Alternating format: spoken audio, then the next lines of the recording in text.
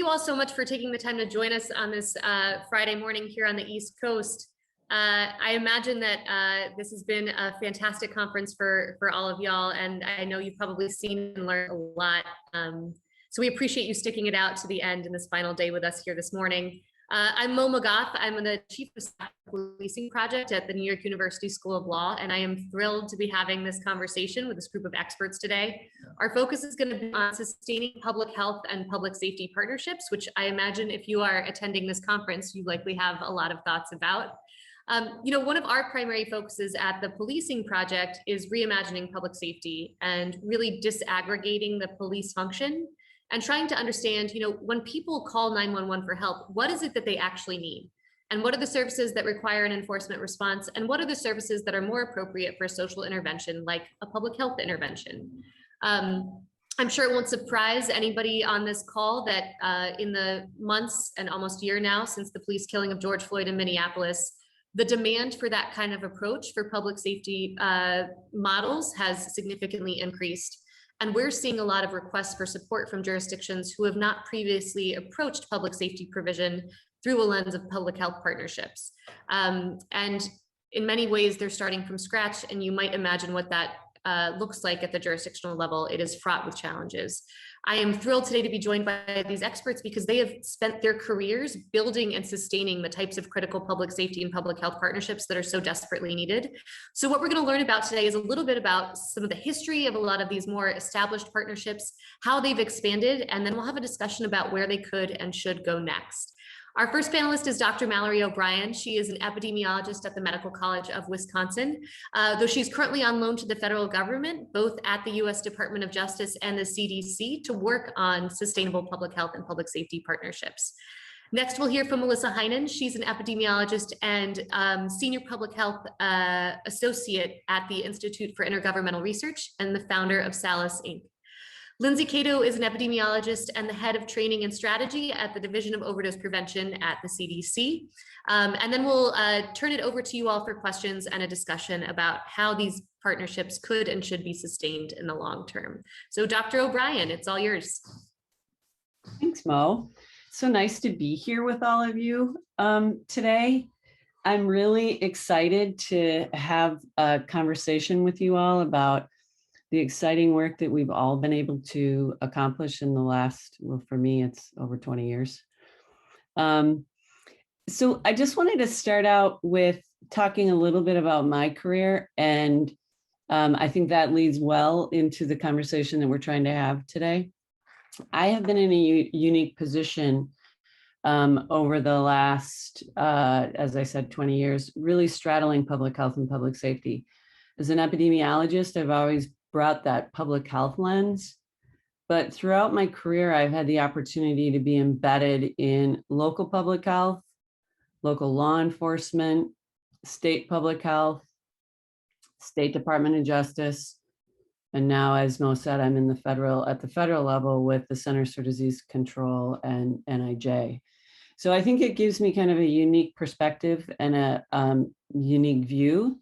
And so what I wanted to talk about is kind of this, what I see as the evolution of these public health and public safety partnerships, and how it really starts from a data perspective. It starts from sharing data and then using that data to take action. So I want to go way back to the early 2000s when I was fortunate enough to work on the development of the National Violent Death Reporting System, which is a surveillance system that tracks violent deaths now across the country. When we started many years ago, it was launched in 6 states, and then it slowly grew over time.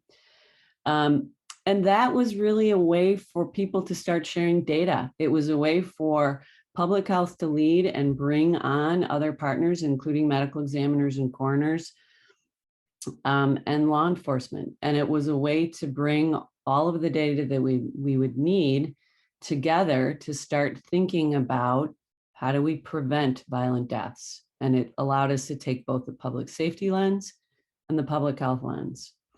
And so that was really a wonderful experience, and it was exciting to see the efforts grow and continue to grow to the point where As I mentioned, we now have NVDRS in all 50 states. Along the way, I realized how important it was to bring people to the table, not just looking at data, but actually bring our partners to the table from public health and public safety to actually understand where are those points along the continuum that we can do something different, think differently about the work that we're doing together to accomplish the goals of prevention. I think when we think about public health and public safety, we all have a common goal of prevention. We may not use the same terms or the same language, but at the end of the day, what we're all hoping to accomplish is the reduction in whatever it is the area of focus is that we are intending to reduce. And so through that experience, I was able to bring people together, and I focused on homicides.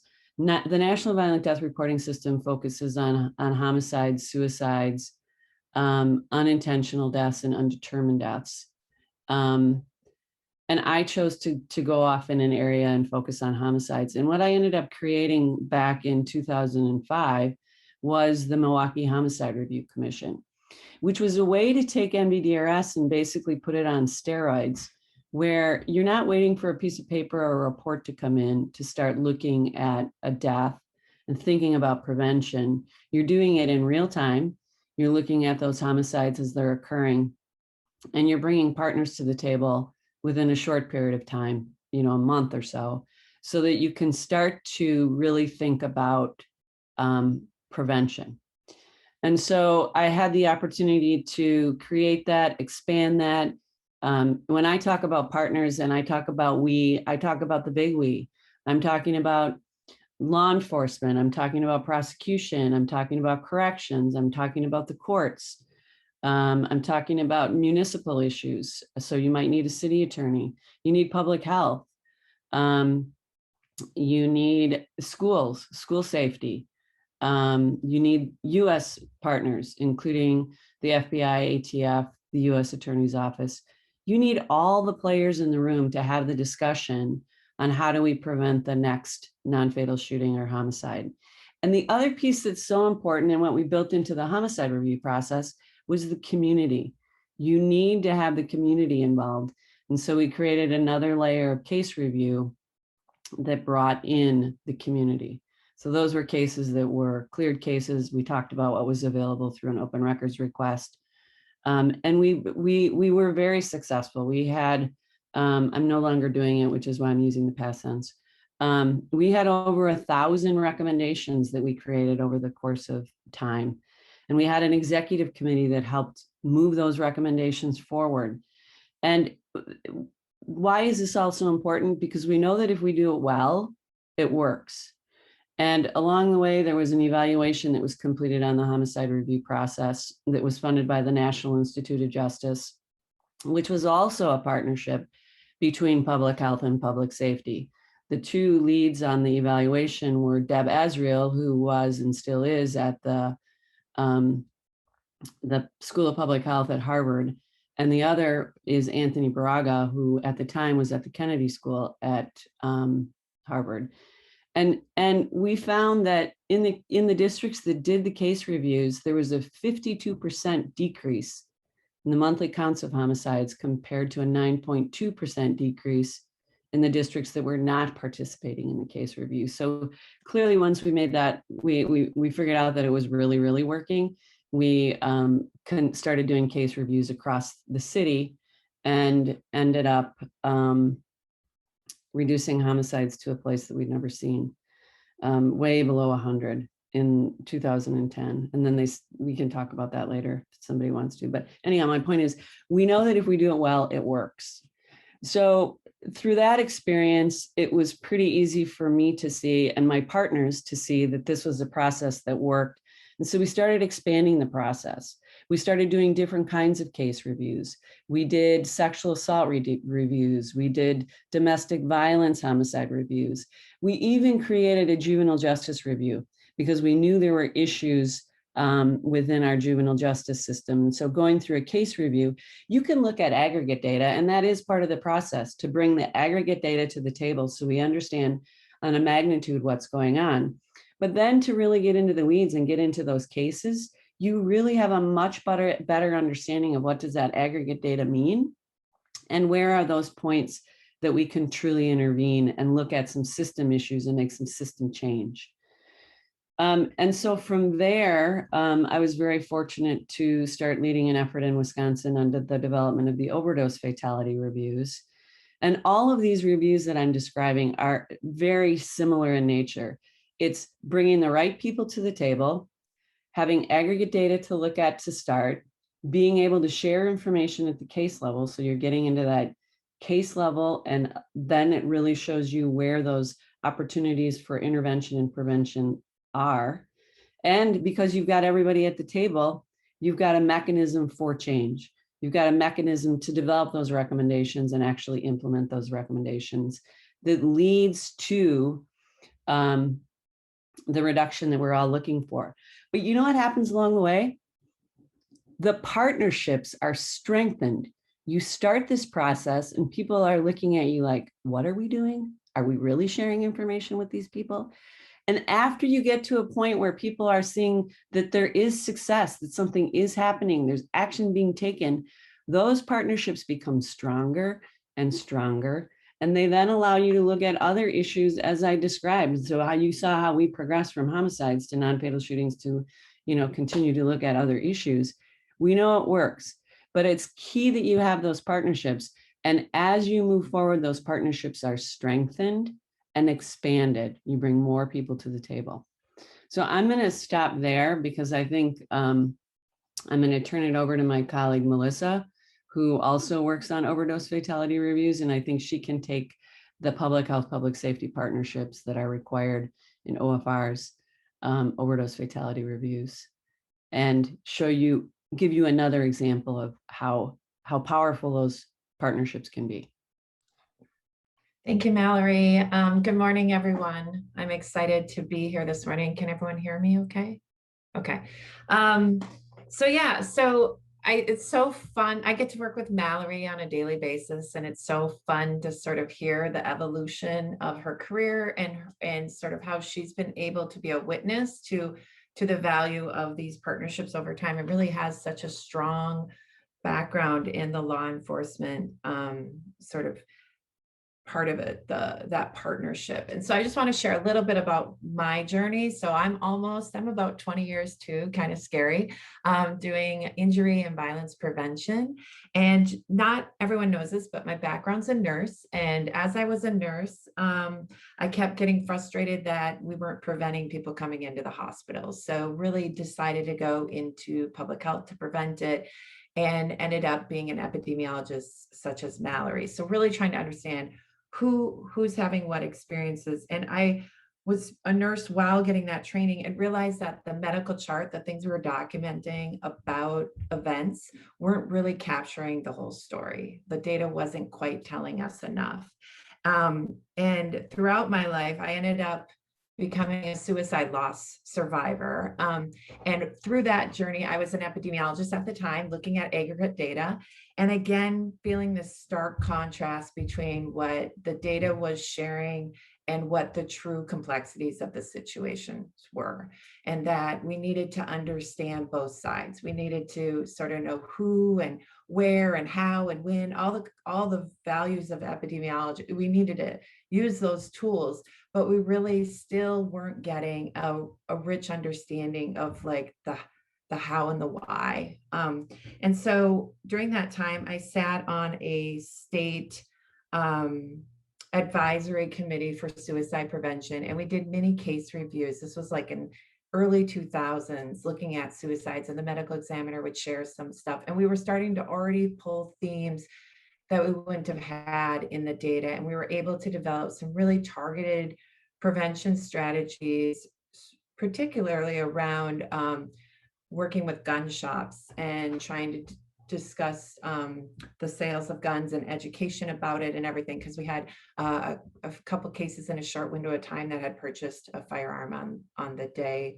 of or the day before. So it was really a focused strategy there. And then from there, just to kind of show you how this all weaves together, the prevention and the narrative, I joined a health department as a suicide prevention coordinator in the prevention, and I kept kind of going to our data people, asking them for more data that they didn't have. And I transitioned then into being sort of the co-lead of our violent death reporting system, NVDRS, but the Minnesota-based one that Mallory spoke to. And again, kept bridging the prevention, what we saw in reality, and looking at the data that we had, which is this robust data system, and seeing that we were getting closer, but we still were missing some pieces. And so from there, launched into an effort to start to do fatality reviews. So Mallory talked about the importance of aggregate data, looking at what are the numbers, what do we see? And we saw that the Minnesota National Guard had an increase in suicides in a short window of time. And so approached our National Guard, started with our violent death reporting system, and then ended up doing a suicide fatality review just with National Guard related suicides, and saw right away the partnership just grow. We were calling each other. We had each other's texts. We had our cell phone numbers. We're texting each other. We're trying to move things forward on a personal and professional level.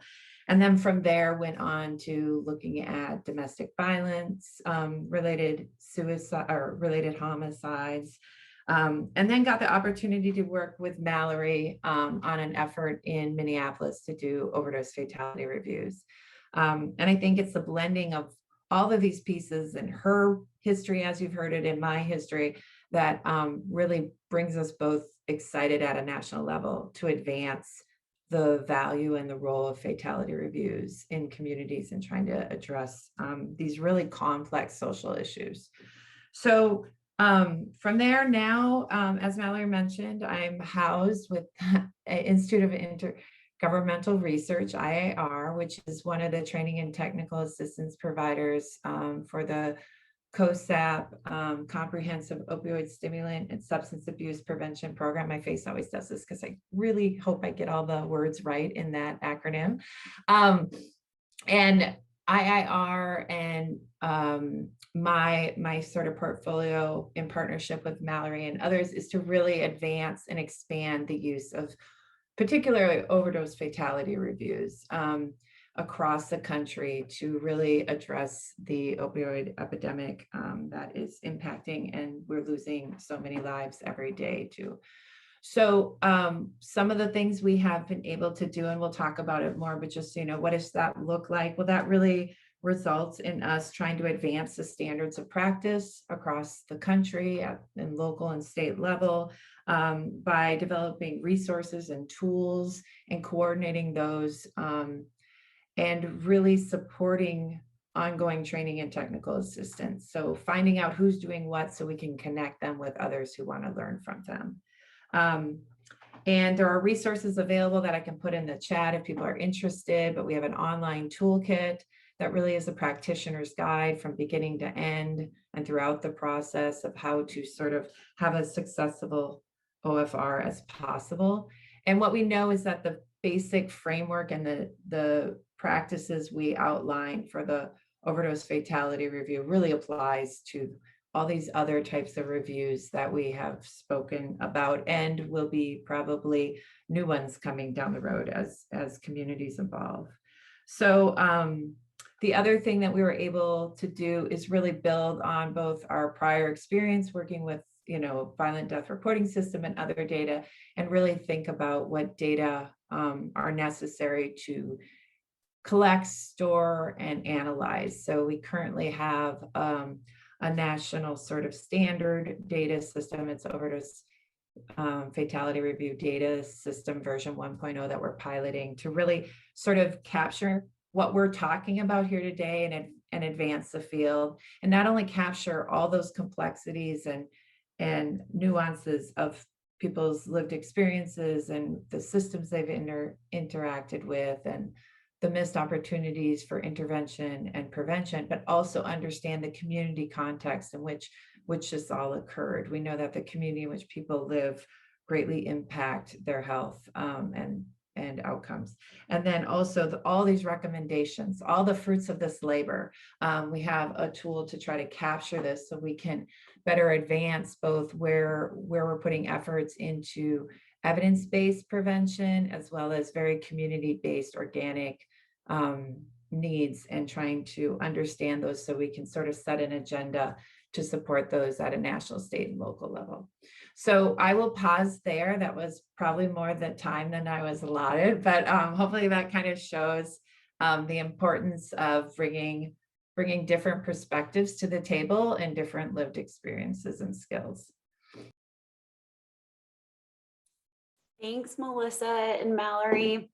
As Mo mentioned, my name is Lindsey Kato. I'm the training and strategy lead for the National Overdose Response Strategy, which I'll get into in just a little bit. And some of you may have been on the line actually on Monday when some of our team leaders presented on the initiative. But like Mallory and Melissa, I wanted to introduce kind of the background, because I think it's important on how we got here how we got to where we're thinking and how we think on this health and safety level. So I grew up in Alaska. So Alaska, as some of you, I'm guessing we don't have many Alaskans on because it's probably about 6 a.m.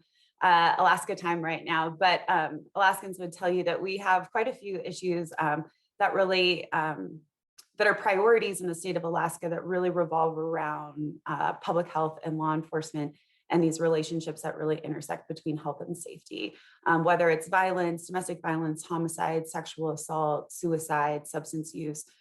There's all of these issues. So when I left Alaska to pursue my public health degree was very much focused around diabetes prevention, healthy eating, healthy exercise, the kind of really typical chronic disease and public health that we think of, all of which is really important. But like Melissa mentioned, I lost my first love of my life to suicide.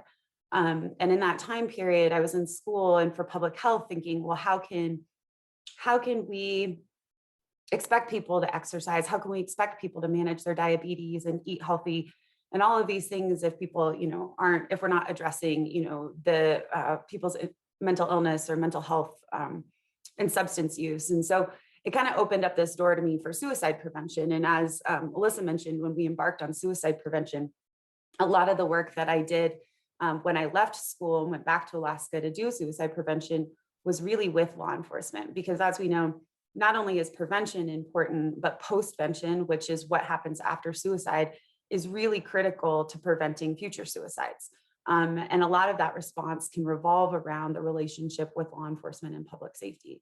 So what I realized in public health is that public health is all encompassing. So as Mallory said, kind of this large systems view of public health is behavioral health, it's mental health, it's public safety, it's all of these things. And unless we think about it as all of these things, it's really hard for us to move forward. So working a lot with law enforcement, I saw us able to really move the needle in how we respond and support families, both people with suicidal ideation, calling 911, as well as responding to after a suicide death. I grew up in the era of the overprescribing of opioids. And so after I had spent about 2.5 years in suicide prevention in Alaska, I started to lose a number of friends to overdose. And again, I was really motivated. So as I moved to Colorado for my epidemiology degree, I started to look more and more into overdose in this transition, this kind of data perspective, this aggregate data perspective of this transition from prescription drugs to heroin and the introduction of fentanyl. So I spent 2 years of my career embedded within the Rocky Mountain High Intensity Drug Trafficking Areas Program, which is a federally funded program through the Office of National Drug Control and Policy to focus on dismantling and disrupting drug trafficking organizations at the highest level. But at that time, really focused on what else can we do besides disruption and dismantling drug traffickers. So what other public health and law enforcement relationships and models and conversations can we have? So my role was really to sit throughout, whether it was our drug task forces, whether it was with our analysts, et cetera, and be the public health lens as we're talking through case reviews. So I love that we're coming back to these reviews because this is a different kind of case review. But with our drug task force teams, there were all of these opportunities after closed cases for us on a quarterly basis to sit through. So I would pull one of our treatment providers in for a case review, our treatment authority for the state of Colorado. We would sit on these large case reviews for drug trafficking organizations from start to finish that really allowed us an insight into what law enforcement was doing at this level, especially, but all of the touch points within that law enforcement investigation with individuals who weren't being arrested, but individuals who are identified as a need, maybe potential opioid use disorder, and how can we work together to address those. So it's not law enforcement's job to make sure that those 24 kids who were part of the investigation that weren't arrested get help, but is there a relationship there that we can make sure that those individuals are outreached to or get the opportunity or referred to services if possible. So that really opened up my mind to this, how public health can really learn from law enforcement, which kind of fast forward to now. So I'm the training and strategy lead for the overdose response strategy, which, like I mentioned, is in the chat is an initiative funded by CDC and the Office of National Drug Control and Policy. And it's really focused on public health and public safety relationships. So really at the foundation of the model is a public health analyst. So you can think of me as I was in the Rocky Mountain Haida by myself with a public health background, knowing nothing about law enforcement, working with drug intelligence officers to really bridge those gaps in those strategies. So currently we have 34 teams across the state or across the country. And we hope by the end of the year, we'll have a public health analyst and a drug intelligence officer assigned to support communities in each state by the end of the year. So we'll see. But really thinking through, I wanted to share the first part because it is a long journey to kind of thinking through. You don't just wake up one day and it's not all of this aha moment of, although some of us like Mallory may have been born with the vision. For not all of us, we don't, it takes a series of actions and a series of things and partnerships that happen and occur for us to get there and really get to the place of thinking that I think we're at now. So I just wanted to say that we'll put more ORS materials up for people to access, both overdose fatality, overdose response strategy materials. But I think I'll stop there because I know, Mo, you've probably got questions. I haven't looked at the question and answer box, but yeah, I'll stop there and I think we can start our actual discussion. Great. Thank you so much. You're totally right. I actually have tons of questions and definitely encourage folks to use the chat box to submit your own as well. I think that's probably the easiest way to do that in the limited time that we have. No surprise, every single one of you mentioned data repeatedly, and it's absolutely critical. But one thing I think we probably all know, attendees, panelists alike, is the difficulty of sharing data between public health and public safety systems. I mean, I am much more familiar with public safety data, but even within the public safety system, you cannot share data across agencies with any type of reliability. There has been some research out there that shows that the same types of people who are cycling in and out of jails are the same types of people that are cycling in and out of emergency rooms, for example. And if we had better data sharing systems, we could actually understand the continuum of needs for folks, as opposed to just having them cycle in and out of systems. So I'm wondering if you have any advice and recommendations for practitioners in terms of how to integrate data systems, or how to overcome confidentiality, how to sort of take these systems out of the macro level and have them understand the individuals and the individual needs that are driving those systems.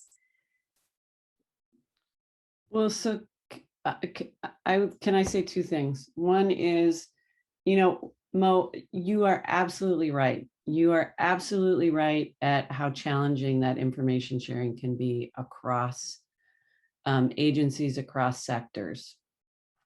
Some of it is thinking about developing an executive level team that can help push it down. It's developing confidentiality agreements and data use agreements where people then begin to feel safe.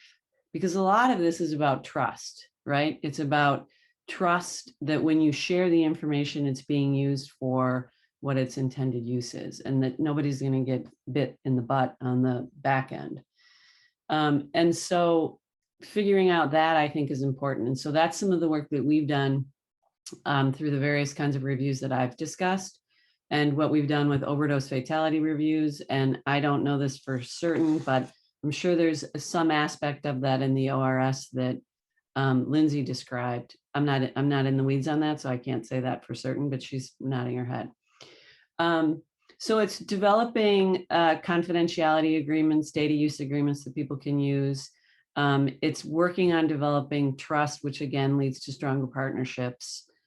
And one thing I didn't mention in my intro was that through the trust that I developed over time with the partners in Milwaukee and in the region, I was actually able to build an integrated data system that gets at exactly what you're describing, Mo. It allowed us to bring in data from law enforcement, from prosecution, from public health, from the jails, from the schools. I know I'm missing some, EMS, medical examiner, where you have the ability to look at an individual over time. You now have the ability to look at a location over time, because the identifiers are brought into the system and then removed, and a conformed person is created. So you can look at an individual across time and across systems. And that is where I think the power comes. But if you can't get there, at least doing a case review, you still get all of those pieces of information. And the other value that you get in bringing people to the table, and is one of the things I think that's challenging about looking at aggregate data, is I'm an epidemiologist. I'm not an expert. I'm not an educator in public schools, right? So unless I have a public school person at the table, I don't necessarily understand what this nuance is in the information. And so having people at the table, having people share information is the other way to do it. If you can't get to the integrated system, you can integrate your data at a case review, which allows you to look at individuals. Now, you mentioned something about the people. If you can get to the point where at least you can marry up a couple of data sets, you can start to see those individuals, those high flyers that we see continually, as maybe in the emergency department data, as you described, or maybe in the EMS data, and we see them also in the jail data. And then you can obviously focus in on those individuals, but you got to do the public health and public safety thing. You got to have everybody together. That's key. It's key. I don't know if anybody else has anything to add to that. I was just going to say too, I think in my experience, the ORS does have a data sharing component. It's a large data sharing component. So the program really revolves around a few different, I'm pulling them up, a few different goals. One of them is to collaborate across public health and safety. And one of them is to share data, insights, and trends related to drug overdose throughout communities. And the one thing that I wanted to say is I think a lot of the times I see people who want to move directly to sharing data. And I love data. I'm an epidemiologist. I could look and share data all day long with my partners. But I think also taking the first step of looking at where are you in your partnership? Are we ready to share data, or should we just start with information? So let's not share, maybe our partners aren't ready to share data sets yet, but maybe they are ready to share, okay, a drug seizure just happened in this location. I can't tell you all of the details, but I can tell you this. So like Mallory said, it becomes trust, and it's every little step, every little thing that creates trust that really then builds to this collaboration and the data sharing. And I know I saw in the chat about use agreements. And then once the data use agreement comes out for people to sign, there's not all of this confusion and hesitation and back and forth. You've really developed some of that trust ahead of time by some of the small information sharing that's led to the large one. So I just wanted to add to that.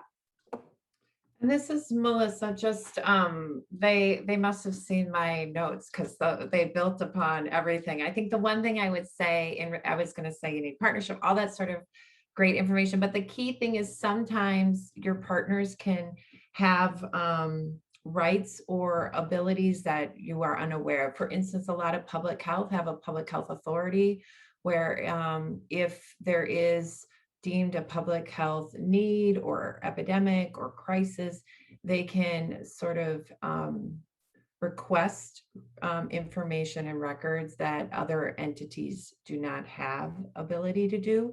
So exploring that relationship with your public health partner may allow that door to open. And that needs to come, though, obviously, after, you know, some relationship building and some trust and understanding of how and who's going to use the data for what purpose and a shared mission or goal with it. But that's something people may not be aware of. And one last thing, Mo, before that Melissa made me think of. One last thing that's so valuable about this is that regardless of what kind of how you pull your teams together, and maybe you're looking at aggregate data and you're not actually getting to the case review, there's another thing that I know you heard about earlier. The CDC has been working on public health and safety teams where they're pulling sectors together and they're looking at aggregate data. And they also believe that one aspect of FAST is to do a case review. But the thing that happens when you start to bring players to the table from all of these different disciplines is everybody has in their mind that when they come to the table that this is what we do, and this is what our partner agency does, and this is how we interact with our partner agency. And until you actually sit down and have the discussions, you don't actually realize that there's so much more that you could do together. And some of what your preconceived ideas are might not be quite right. And so again, when you start to share information and you share protocol and procedure, you begin to realize, holy cow, there's so much that we can do together. So that's another thing I just want to make sure that we mention that's not necessarily a data, but it's part of information sharing. It's what do we do in our daily lives as professionals, and how can we better interact with our partner agencies? Extraordinarily helpful. I have one follow-up question, because, you know, I had sort of assumed that the place that you would want to start is from shared data. And what you all are saying across the board is that there's a relationship that needs to be built first. There's maybe an orientation towards shared outcomes. And I'm just wondering if, you know, just lightning round, like 30-second, what's the first thing a jurisdiction who has never had these types of partnerships before should do in order to get it started? Mallory, we'll go to you first. I hate lightning rounds because I asked. I think the first thing you want to do is you want to find a few champions, and you want to get everybody on the same page. When I used to do this COPS training that I did on homicide review, it's getting everybody to see that we have the same goal. We might have a slightly different way of saying it, but our goal is the same. And if we can agree on our goal, we can make it happen. Excellent. Melissa, we'll go to you. That was going to be my thing, sort of like, what's their chief complaint? What do they want to achieve out of this? What do they want? What issue do they want to address within it? And then finding a way to have sort of a shared mission or goal or understanding of that. And then a little bit of roles and expectation clarification, right? Like what does that look like to them? And Lindsey, take us home. Yeah, I would say the first thing I've ever done with any jurisdiction is taking the time to cross-educate. And I think that goes along with most of what was just said in a different way, which is, in my experience, I've done things like small focus groups with partners so that, like Mallory was saying, if you don't understand the procedures, you don't understand the nuances, you don't understand the constraints around what your partners can and can't do, we have false expectations. And we get disappointed, or we point fingers of, well, why didn't law enforcement do this? Or why didn't treatment do this? And, you know, we're all confined by our own boundaries. And so for me, it's that cross-education piece where we're bringing people to the table, we're educating each other on our strategies, as well as our shared goals, but really understanding what confines us and what our own barriers are across the table. I think I just will say this, because I was thinking about it last night. A lot of the times I hear, and as a public health professional, I hear law enforcement has so much to learn from public health. I hear that all the time. But in reality too, public health has so much to learn from public safety and law enforcement. And so sometimes I can get really frustrated with the field of, well, there's so much for them to learn. Well, there's so much for us to learn too. And I think that cross-education piece, and once you know thy neighbor, know thy partner, I think that's the first step for me. Fantastic. That's an excellent segue to my next question. I think we probably all participated in collaborations and partnerships that started out with a whole lot of promise, but ended up not being all that meaningful and ended up being a name only. And I think especially these days, public health, public safety partnerships and collaboration they've become sort of a buzzword, and they mean a lot of different things to a lot of different people. And I'm just wondering, in your experience, how do you actually establish partnerships that are meaningful and sustainable and actually get something done that improves community outcomes in a jurisdiction? I can go first. Do we have an order to this? No, we're good. Okay. I've been thinking a lot, Mallory and I've been thinking a lot about this in various capacity, and what partnerships mean to me are partners that participate, right? And so what brings participation? You need to have, communication going both ways, information sharing going both ways, which builds trust and understanding. And I think the beauty of fatality reviews is you convene with a purpose. Like, you're right away, within the first 15 minutes, you are gaining something from it and giving something to it. It's a shared power in the process. So you show up, you learn about your partners, you learn about things you right away you didn't know, and you get to, without much effort, educate them equally. So now we've just shared and made the power structure the same. Everyone coming is contributing and helping. And I think everyone right away sees that their contribution is unique and that no one else can bring that perspective. So you instantly feel value added, like your time is worthwhile. So you don't have to have this big thing to try to demonstrate your value. You just show up and you're contributing. And that constant focus of working towards a very meaningful, purposeful goal of preventing these events, these deaths, these adverse events, whatever topic you're trying to focus, it's very meaningful and important. It's not some exercise in coming together. It's for a real meaningful piece. And I think that all of that results in, as Mallory said, this positive feedback loop where you see it working right away and you start to build, and then you get sustainability and you get the relationship outside of the time that you come together.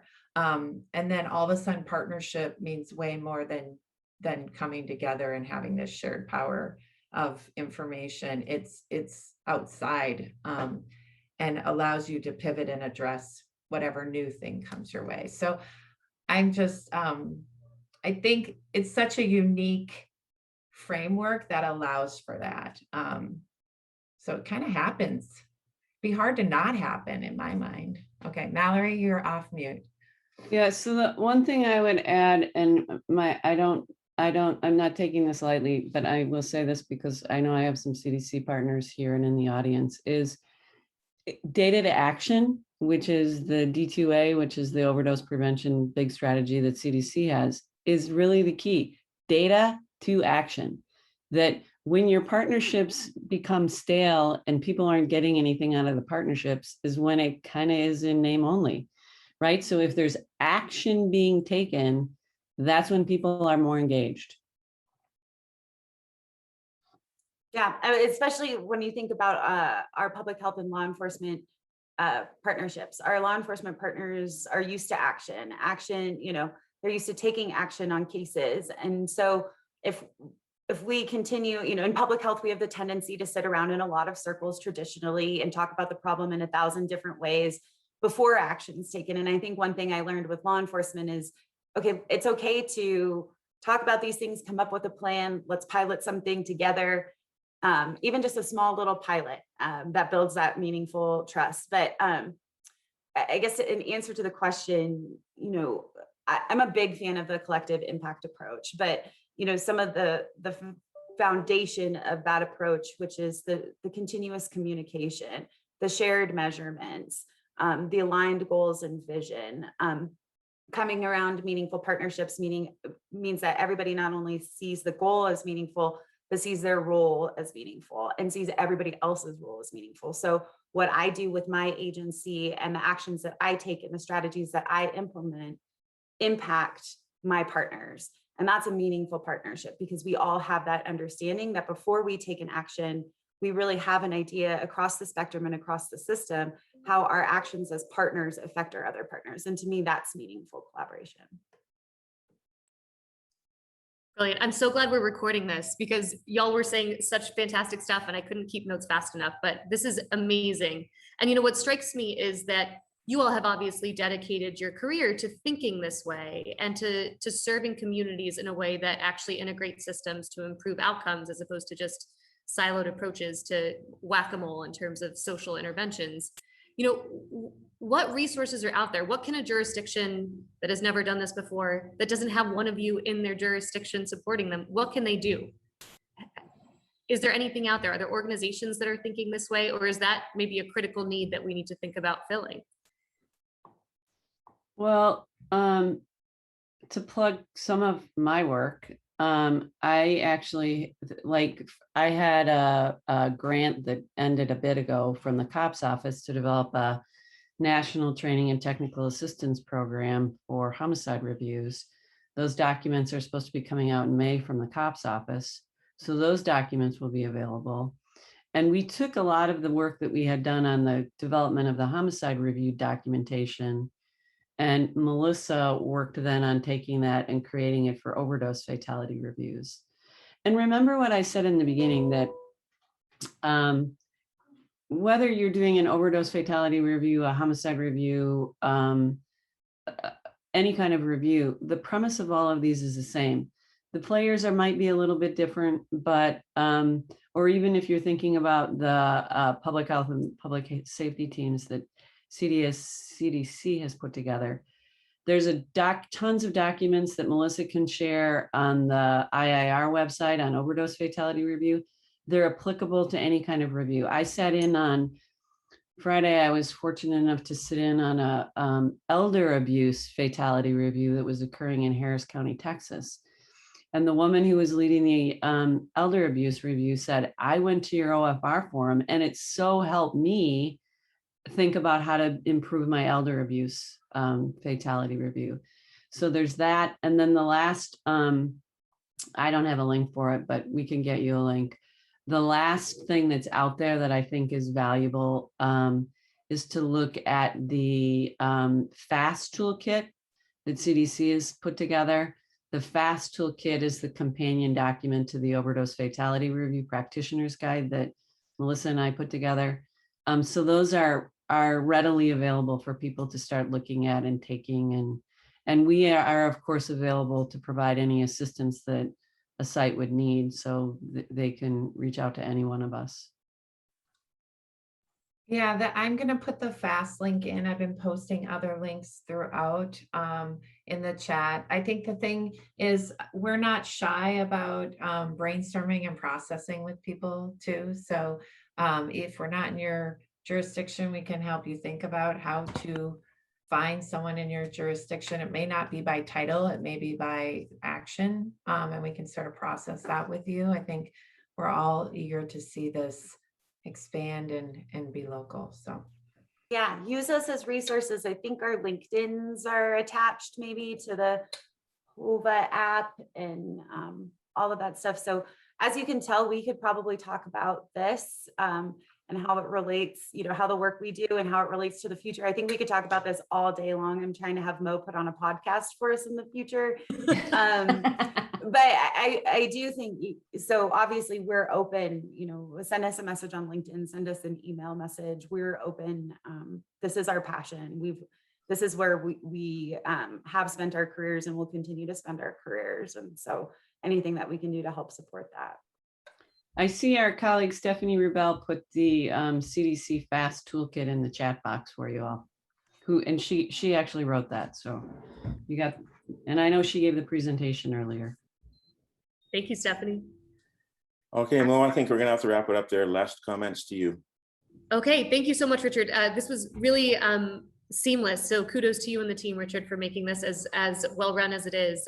Just want to say a sincere thank you to the panelists. I know personally when I hear partnerships and data, it feels very nebulous, and it seems like you all have developed a really stepwise approach to ensuring that you actually make a meaningful difference in jurisdictions. And I think it's something we can all learn from and take solace in, because it feels like there's hope for actually getting this done. So thank you all so much. And I do hope attendees take these panelists up on their generous offer to offer their wisdom and guidance in your jurisdiction. All right. Have a Thank you great- all. Thanks, Yeah, thank everybody. Have a wonderful weekend. Yes, take Thank care. you. Bye.